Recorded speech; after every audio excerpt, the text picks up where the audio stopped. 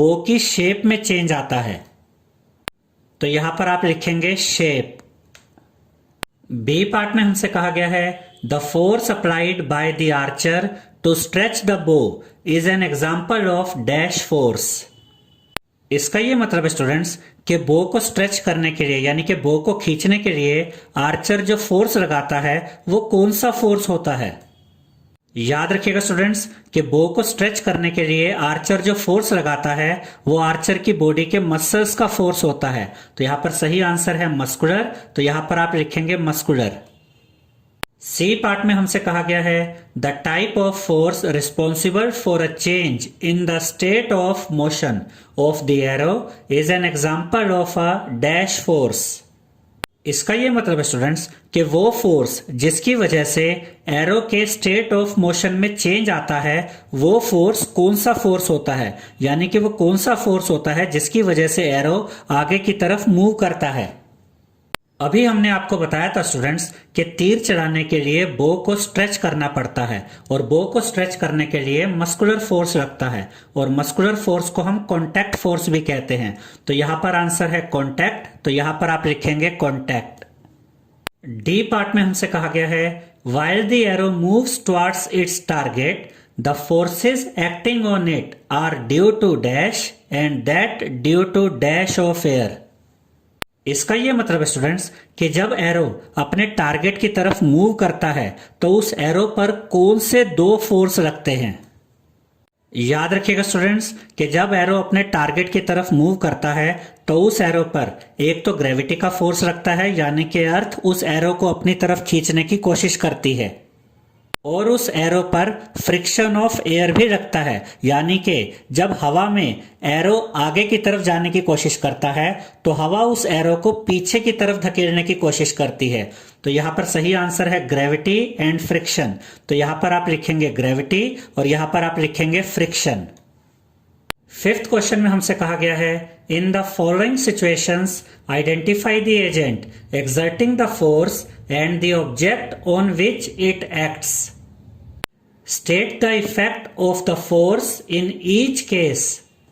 इसका यह मतलब है स्टूडेंट्स कि इस क्वेश्चन में हमें 4 सिचुएशंस दी गई हैं और हमें यह बताना है कि इन सिचुएशंस में फोर्स कौन लगा रहा है और ये फोर्स किसके ऊपर लग रहा है, और हमें यह भी बताना है कि फोर्स का इफेक्ट क्या हो रहा है। ए पार्ट में हमसे कहा गया है squeezing a piece of lemon between the fingers to extract its juice. Squeezing का मतलब होता है स्टूडेंट्स निचोड़ना। जब आप नींबू को निचोड़ते हैं, अपनी उंगलियों से दबाते हैं उसका जूस निकालने के लिए, तो हमें यह बताना है कि इस सिचुएशन में फोर्स कौन लगाता है, फोर्स किस पर लगता है और उस फोर्स का इफेक्ट क्या होता है। पहले हम इन चारों सिचुएशंस को डिस्कस करेंगे स्टूडेंट्स, उसके बाद हम वन बाय वन इन चारों सिचुएशंस के आंसर्स आपको बताएंगे। बी पार्ट में हमसे कहा गया है taking out paste from a toothpaste tube. इसका यह मतलब है स्टूडेंट्स कि जब आप टूथपेस्ट ट्यूब में से पेस्ट निकालते हैं तो फोर्स कौन लगाता है, फोर्स किस पर लगता है और इसका इफेक्ट क्या होता है। सी पार्ट में हमसे कहा गया है A rod suspended from a spring while its other end is on a hook fixed to a wall। इसका यह मतलब है स्टूडेंट्स कि जब आप एक स्प्रिंग के साथ रोड सस्पेंड करते हैं, यानी जब आप एक स्प्रिंग के साथ वेट लटका देते हैं तो फोर्स कौन लगाता है, फोर्स किस पर लगता है और उस फोर्स का इफेक्ट क्या होता है। डी पार्ट में हमसे कहा गया है an athlete making a high jump to clear the bar at a certain height. इसका यह मतलब है स्टूडेंट्स कि जब एथलीट जंप करता है बार को क्लियर करने के लिए। बार का मतलब होता है स्टूडेंट्स कि जब एथलीट रन करता है तो उसके रास्ते में उसके ट्रैक पर बार होता है, यानी कि रुकावट होती है, और इस बार को क्रॉस करने के लिए एथलीट को जंप लगानी पड़ती है।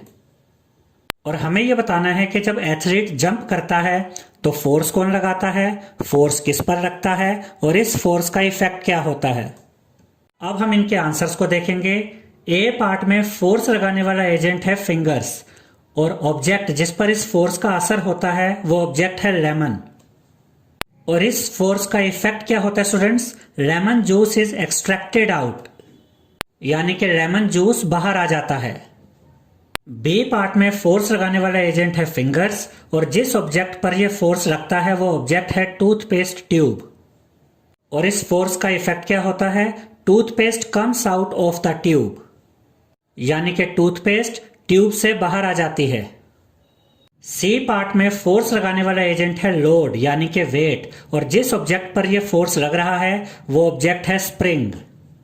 और इस फोर्स का इफेक्ट क्या होता है? Change in shape of the spring, यानी कि स्प्रिंग की शेप में चेंज आ जाता है। डी पार्ट में फोर्स लगाने वाला एजेंट है एथलीट, और ये फोर्स जिस ऑब्जेक्ट पर लगता है वो है एथलीट्स बॉडी। और इस फोर्स का इफेक्ट क्या होता है? Athlete jumps over the bar, यानी कि एथलीट बार के ऊपर से कूद जाता है। सिक्स्थ क्वेश्चन में हमसे कहा गया है a blacksmith hammers a hot piece of iron while making a tool. इसका यह मतलब है स्टूडेंट्स कि एक ब्लैकस्मिथ यानी कि लोहार हैमर से एक हॉट पीस ऑफ आयरन को स्ट्राइक करता है यानी कि पीटता है। How does the force due to hammering affect the piece of iron? और हमें यह बताना है स्टूडेंट्स कि हैमरिंग से यानी कि पीटने से, स्ट्राइक करने से जो फोर्स लगता है उस फोर्स का पीस ऑफ आयरन पर क्या इफेक्ट होता है। तो इसका आंसर है when a blacksmith hammers a hot piece of iron he uses his muscular force. इसका यह मतलब है स्टूडेंट्स कि जब एक ब्लैकस्मिथ यानी कि लोहार एक हॉट पीस ऑफ आयरन को हैमर करता है यानी कि उसे स्ट्राइक करता है, पीटता है, तो ब्लैकस्मिथ अपने मस्कुलर फोर्स को यूज करता है। This muscular force changes the shape of the piece of iron. इसका यह मतलब है स्टूडेंट्स कि यह muscular force piece of iron की शेप को चेंज कर देता है। सेवेंथ क्वेश्चन में हमसे कहा गया है an inflated balloon was pressed against a wall after it has been rubbed with a piece of synthetic cloth. इसका यह मतलब है स्टूडेंट्स कि पहले तो आपने एक इन्फ्लेटेड बैलून को यानी कि फूले हुए गुब्बारे को सिंथेटिक क्लॉथ के साथ रब किया यानी कि रगड़ा, और उसके बाद उस बैलून को एक वॉल के साथ प्रेस कर दिया यानी कि एक वॉल के साथ लगा दिया।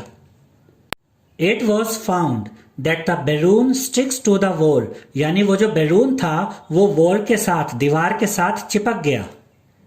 What force might be responsible for the attraction between the balloon and the wall?